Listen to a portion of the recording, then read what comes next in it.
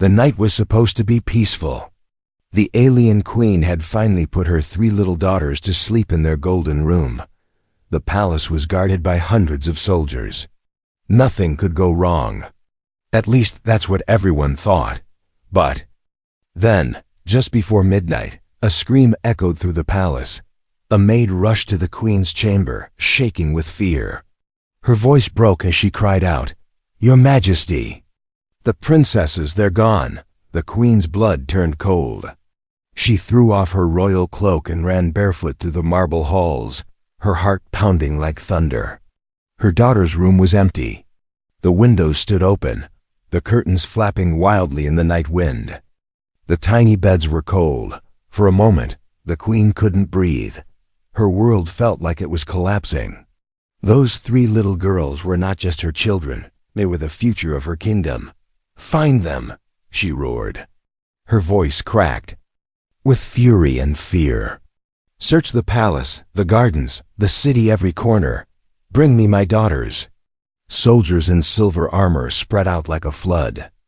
Drones rose into the air, scanning the forests and rivers surrounding the capital.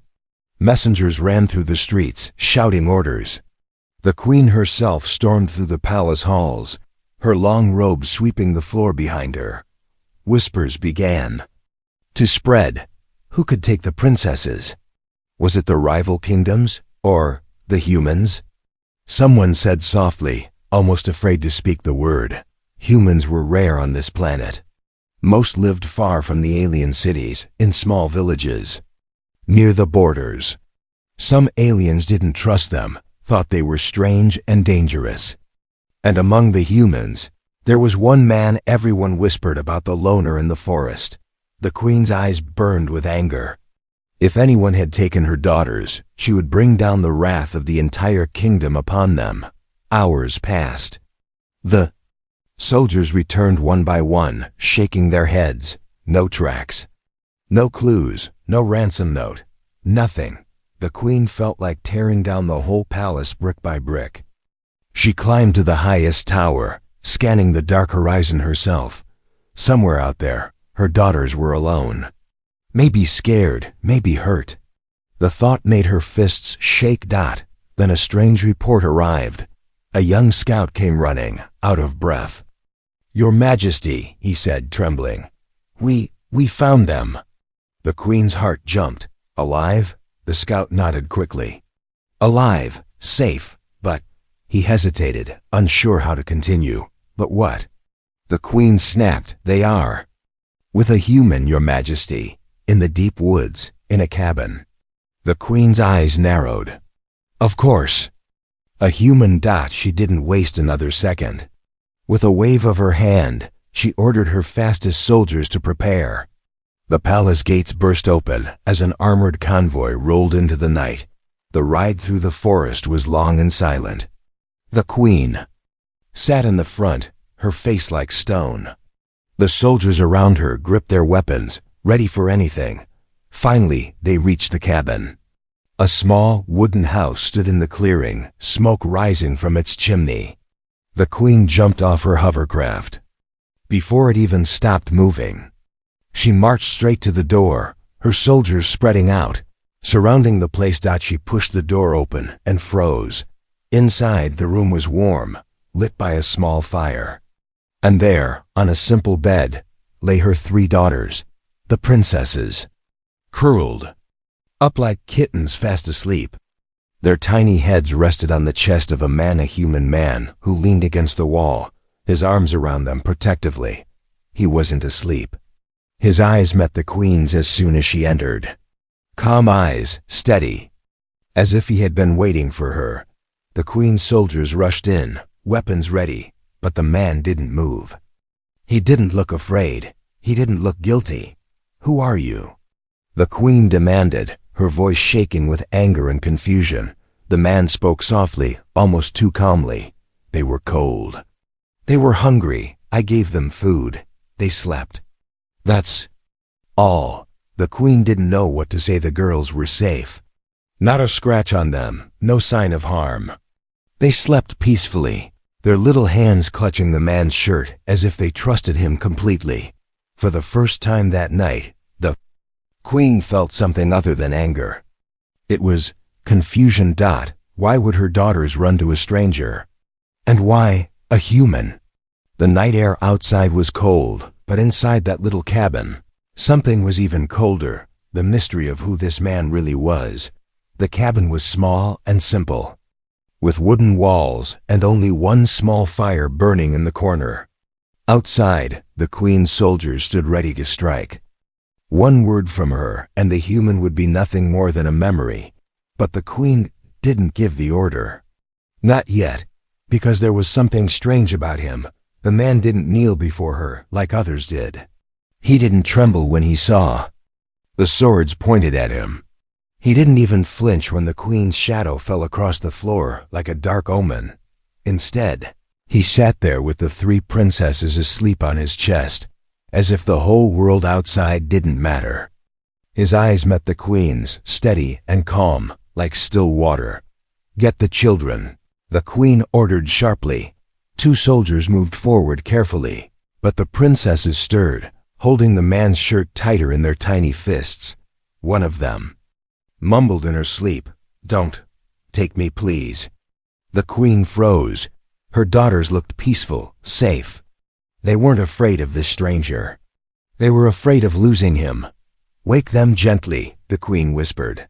But before the soldiers could touch them, the man spoke for the first time. His voice was low, even, but it carried through the room.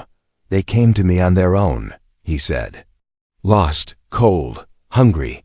I gave them food. Let them sleep. That's all." The queen turned her sharp gaze on him. "You expect me to believe that? You expect me to believe the future of my kingdom just wandered into the woods and ended up in a human's cabin?" The man didn't blink. "Believe what you want. It won't change the truth." The soldiers tightened their grip on their weapons. One wrong word in the cabin would be painted red. But the queen held up her hand. Something about the man made her hesitate. He didn't look scared. He didn't look like someone who had done a crime. His face was tired, lined with old scars. But his eyes held no fear. The queen had seen eyes like that before soldiers who had faced death, so many times that nothing could shake them anymore. She studied him for a long moment before saying, "What is your name?" The man paused as if he hadn't spoken it in a long time. "Daniel, just one name, no titles, no bowing, no excuses. Do you know who I am?" The queen asked, her voice colder now. He looked at her slowly, then nodded. "The mother of these 3 little ones, not your majesty, not your highness. Just mother." The soldiers shifted uncomfortably. No one spoke to the queen like that. But before anyone could react, the youngest princess stirred again, opening her sleepy eyes. When she saw the queen, she smiled faintly. "Mother, he saved us," she whispered softly before drifting back to sleep. The queen's chest tightened. "Save them?" She turned back to the man. "Save them? From what?" Daniel didn't answer right away. He looked at the princesses as if deciding how much to tell. Then finally, he said, "Wolves. Big ones. I heard them screaming in the forest. Got there before the beasts did." The queen narrowed her eyes. "And you fought them? Alone?"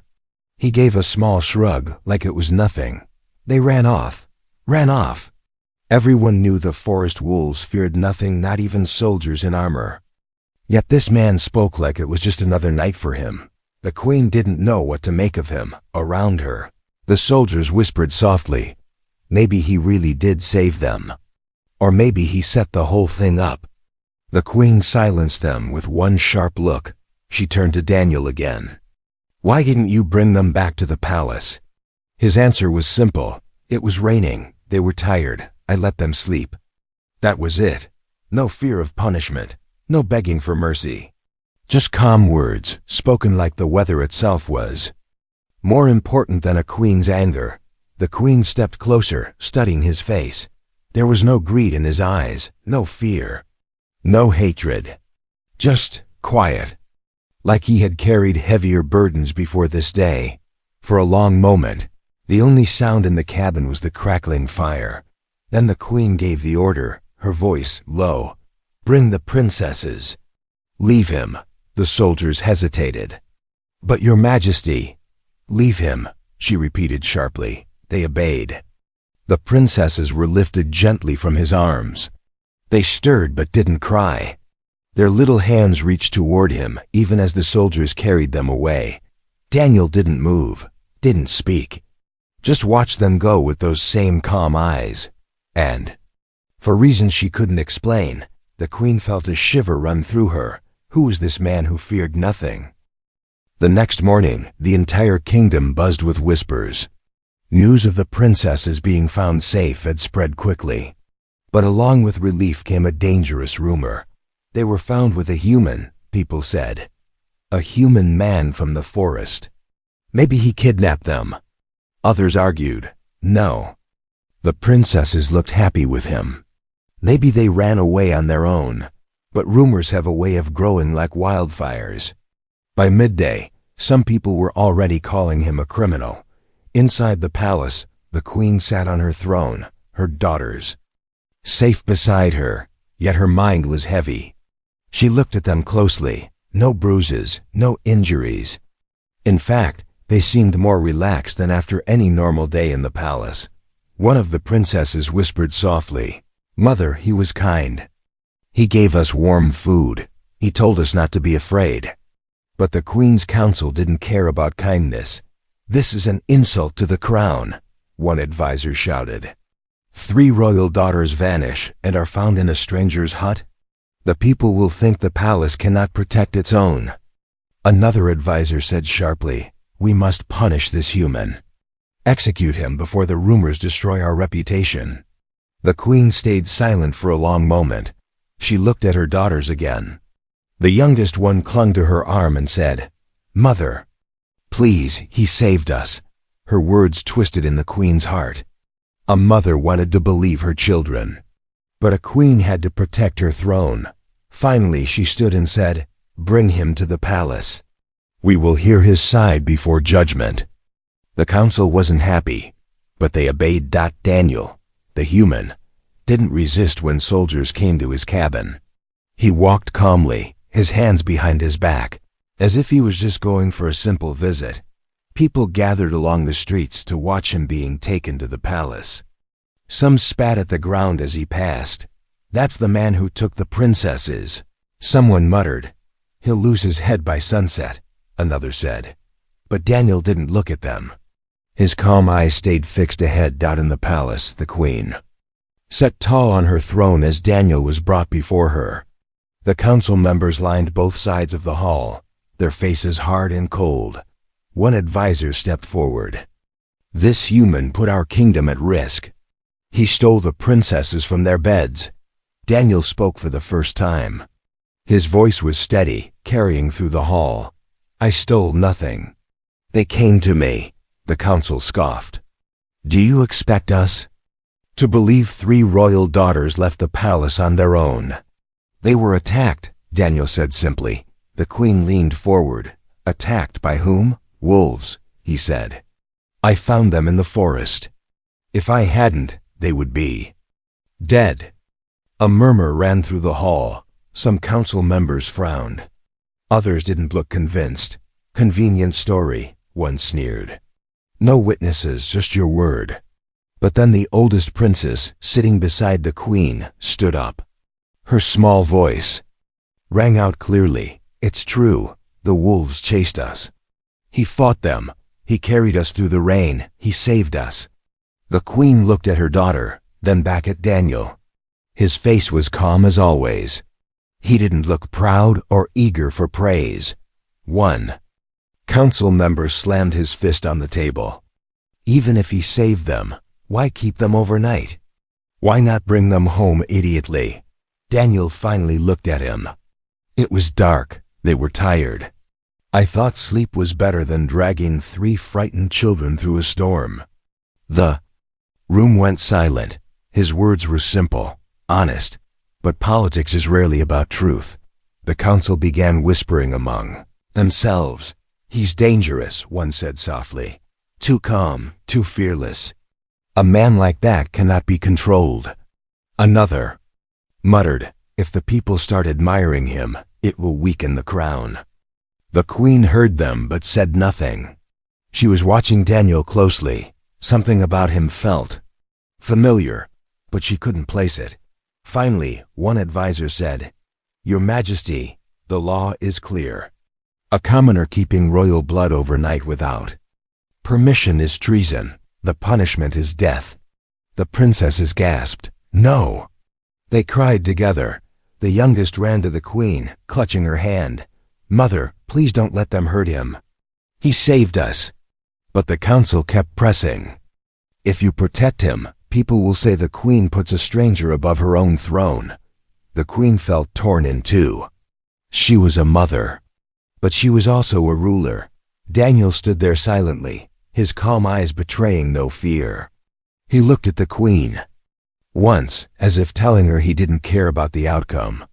That unsettled her more than anything. By the end of the day, the queen announced her decision. He will stay under palace guard, she said. Until we learn the full truth. The council was not satisfied. The princesses were upset, and Daniel? He didn't say a single word, but in the city outside, the rumors grew louder. Some said he was a hero. Others said he was a traitor. And slowly, very slowly, the kingdom began to divide. The palace felt colder the next morning. The sun rose over the city, but the heavy air of doubt and fear still hung over everything. Daniel, the human, remained in a guarded chamber. Soldiers watched him closely, expecting him to try escaping or begging for his life. But he did neither. He simply sat by the window, his calm eyes staring at the sky, as if he had all the time in the world. The queen couldn't stop thinking about him. The council demanded his execution, saying it was the only way to protect the crown's honor. The princesses refused to leave their mother's side, crying for the man who saved them, and the queen herself. She felt torn. Her mind kept replaying the image of her daughters sleeping peacefully on his chest. They had looked safe, safer than they ever did inside the palace walls filled with guards and advisors. Why would they trust this human so much? That evening, as the council met again, the oldest princess suddenly stood before them. Her voice shook, but she spoke bravely. Mother, I want to tell you what happened. The queen motioned for her to continue. The little girl took a deep breath. The night we disappeared. It wasn't because of him. It was because of the wolves. The council frowned. Wolves again? One advisor muttered. The princess nodded.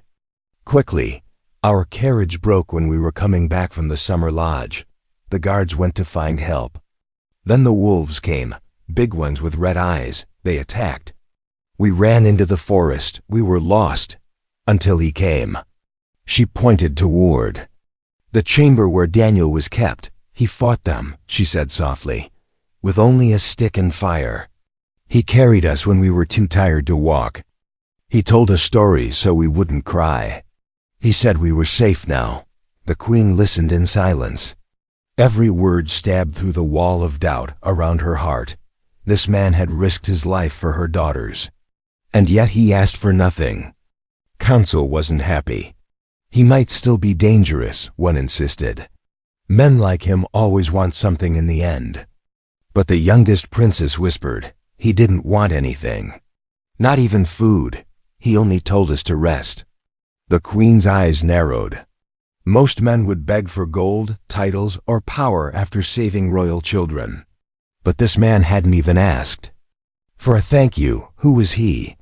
That night, the queen left the council chamber and went to see him herself. The guards opened the door slowly. Daniel stood by the window, arms crossed. He didn't bow when she entered. He didn't speak first. The queen studied him closely. Up close, she saw the scars across his arms, old ones, deep ones. The kind soldiers carried after surviving terrible battles. You fought before, she said finally. Daniel turned his head slightly. Yes, for whom? She asked. There was a long pause before he answered. For everyone who couldn't fight for themselves. The queen frowned. That is not an army's name. I didn't fight for kings or crowns, he said simply. I fought because someone had to. The queen didn't know what to say. She looked at his scars again. There were too many. No ordinary man carried wounds like that. You remind me of someone, she said slowly. A soldier from the old war. The one who saved my life years ago during the siege of Iron Valley. Daniel's eyes shifted slightly, but he didn't speak. The queen stepped closer. That soldier disappeared after the war. No reward, no glory. Just gone. Some said he died. Others said he became a mercenary. Daniel stayed silent. The queen studied his face carefully.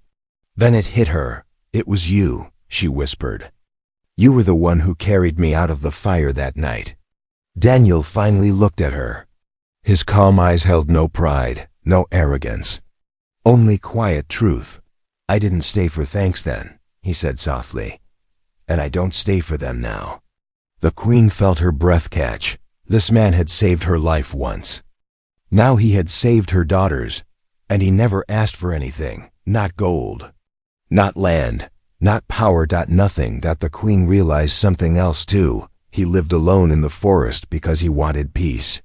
A man who had seen too much war, too much death, and wanted nothing more than silence. But now the council wanted to kill him.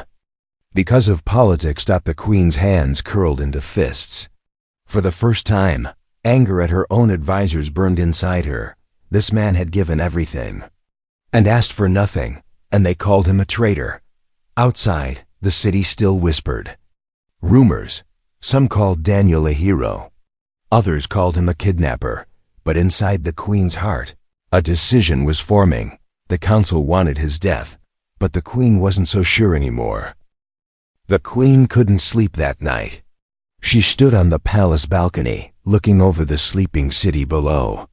Her daughters were safe in their beds now, but the kingdom was not at peace. Inside the palace walls, the council was growing restless. To them, the human was a problem that needed to be solved quickly, and the solution, as always, was simple: remove the problem.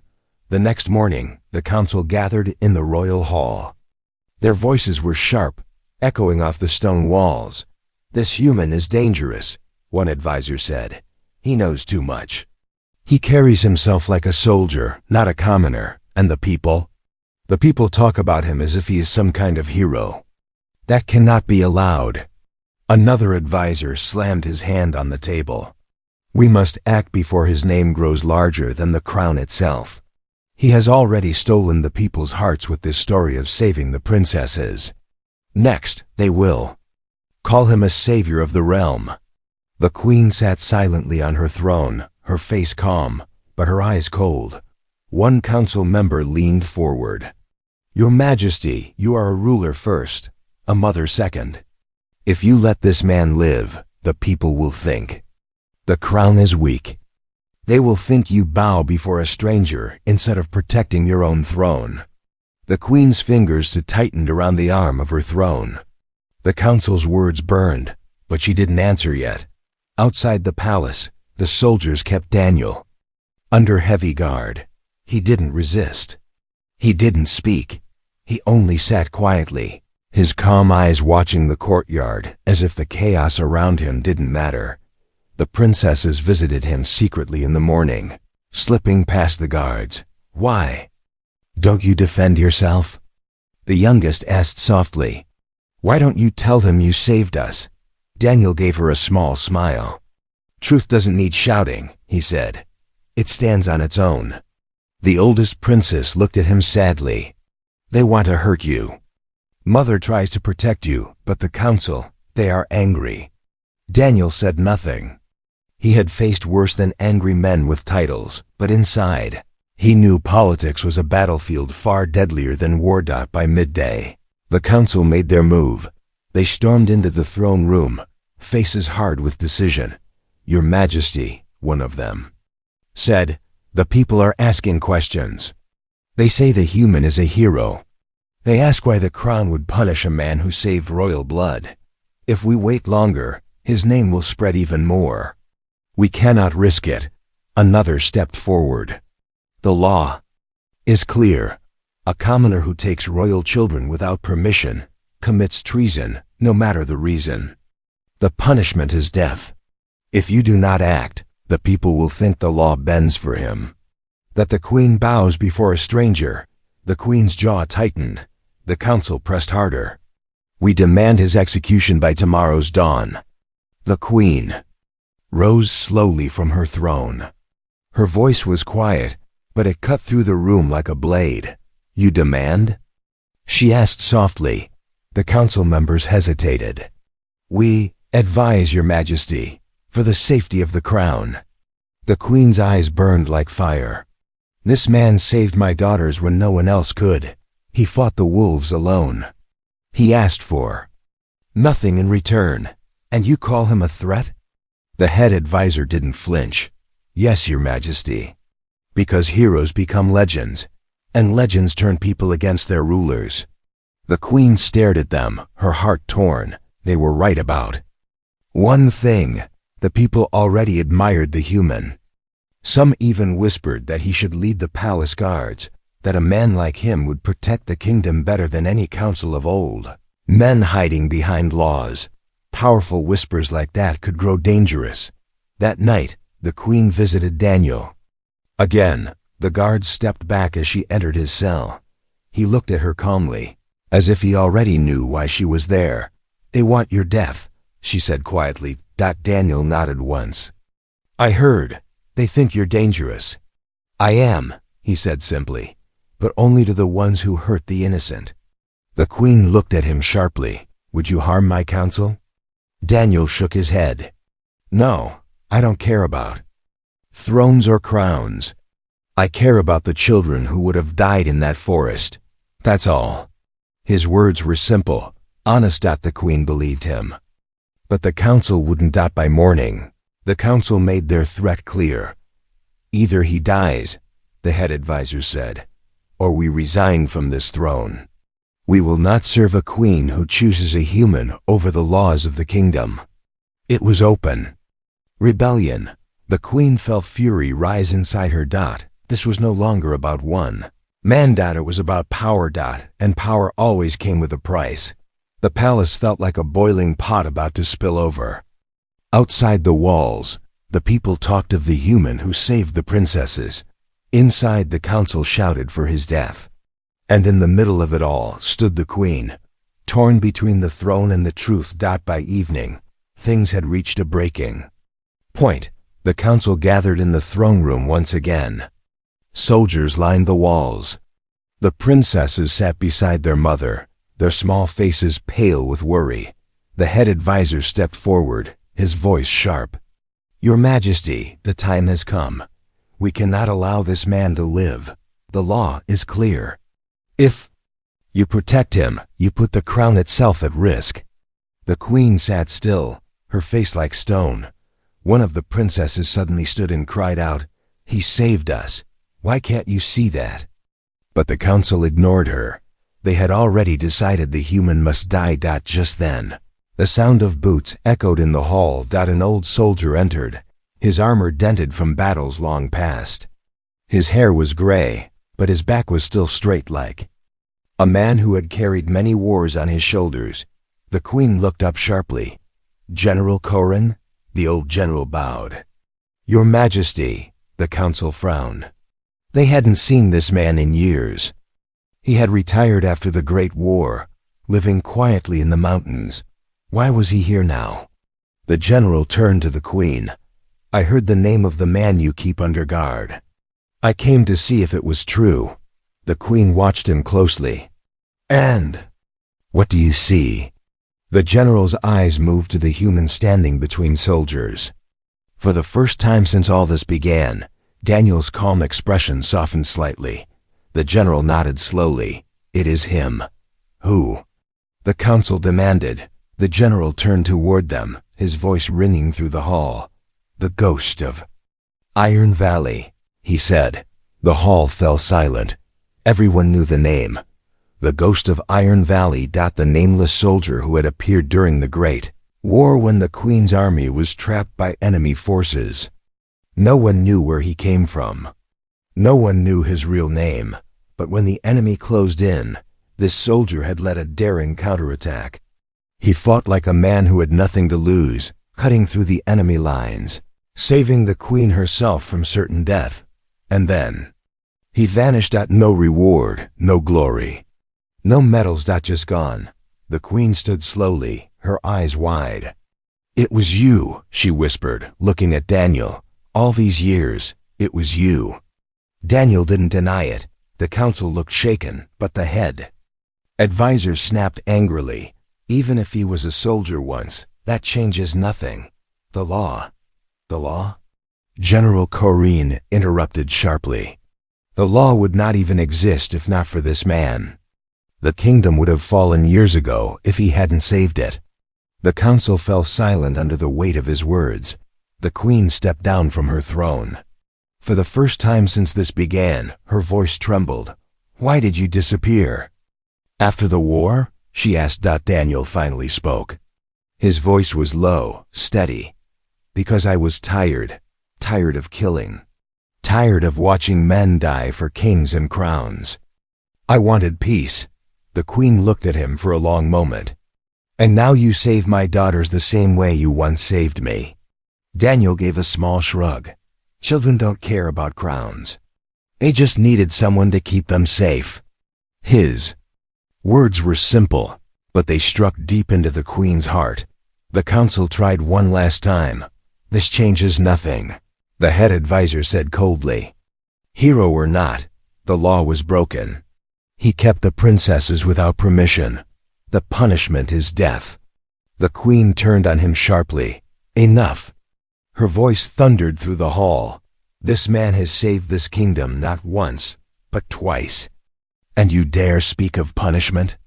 The advisor opened his mouth, but the Queen cut him off. "I am the law here," she said, her voice like fire. "And I will not kill the man who saved my life. Or my children's." The council fell silent. For the first time, they realized the Queen would not bend to them. The princesses ran to Daniel, hugging him tightly. The youngest looked up at her mother. "Can he stay with us?" The Queen hesitated. The council was already angry. The people were watching closely. If she gave this man too much honor, it might still bring trouble. But in her heart, she knew one thing. This man was no enemy that night. The Queen dismissed the council. Daniel was given a guest chamber instead of a cell. But outside the palace, whispers continued. Some called him a hero, some called him a threat. And the Queen knew the council would not stay silent for long. This was not over. The next morning, the palace woke to a storm. Not rain or thunder, but whispers. Word had spread across the kingdom like wildfire. The human was the ghost of Iron Valley, the nameless soldier who had saved the Queen's life years ago. Some people celebrated him as a hero. Others warned that heroes could become threats. And inside the palace, the council was furious. The Queen sat on her throne, her daughters beside her. They looked tired. None of them had slept well. The head advisor stepped forward, his voice hard. "Your Majesty, we cannot allow this man to stay. If you protect him, the council will be forced to act without you." The Queen's eyes narrowed. "Act without me?" The advisor straightened his back. "Yes, Your Majesty. The laws of this kingdom are older than any one ruler. If you refuse to enforce them, then you defy the crown itself." The Queen rose slowly from her throne. Her voice was quiet, but sharp as a blade. "And who exactly is the crown?" she asked softly. "The council? Or the Queen who wears it?" The advisor hesitated. The Queen's words cut through the room like lightning. "You forget yourselves. I am the crown, I am the law. And I will not kill the man who saved my life twice." The council shifted uneasily. Some looked angry. Others looked afraid. But the head advisor was not finished. "Your Majesty," he said carefully, "if you defy us, you may win today, but you will lose tomorrow. The people will question your judgment. A queen ruled by emotion will not keep her throne for long. The queen's eyes turned cold. She had expected this. The council wasn't just afraid of Daniel. They were afraid of losing power.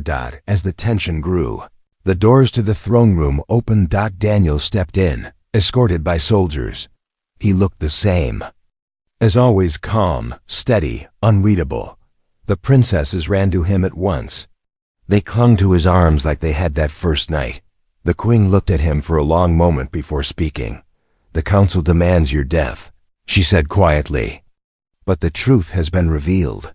You are the ghost of Iron Valley, the man who saved me in the war. And now you have saved my children." Daniel said nothing. The queen took a deep breath. "Tell me, what do you want? Land? Gold? A title?" Daniel shook his head slowly. "I want nothing." The council looked at each other angrily. A man who wanted nothing was harder to control than a man who wanted power. The queen studied him. "Then why save them? Why risk your life again?" Daniel looked at the princesses, then at her. His answer was simple, because no one else was there. The queen turned to her council. "Do you hear him? He fights when others run. He protects when others hide. And you call him dangerous?" The head advisor stepped forward again. "A man like this answers to no one. That makes him dangerous." By nature, Daniel finally spoke, his voice calm but firm. "I don't want your throne. I don't want your power. I want only peace. If that makes me dangerous, so be it." The queen looked at him for a long moment. Then she made her decision. She stepped down from the throne, her royal robe flowing behind her. She stood before Daniel so the entire court could see her. "Daniel," she said clearly, her voice carrying across the hall, "you saved my life once, and I let you walk away. You saved my daughters, and again you ask for nothing. But this time, I will not let you disappear." The council leaned forward, waiting. The queen's words rang like a bell. "You are free," she said. "No punishment, no chains, no more whispers of guilt." The council erupted in protest. "This is madness." One shouted, but the queen raised her hand sharply. "Enough. The people will know the truth. They will know that a soldier with no name saved this kingdom twice, and they will honor him." The princesses cheered softly.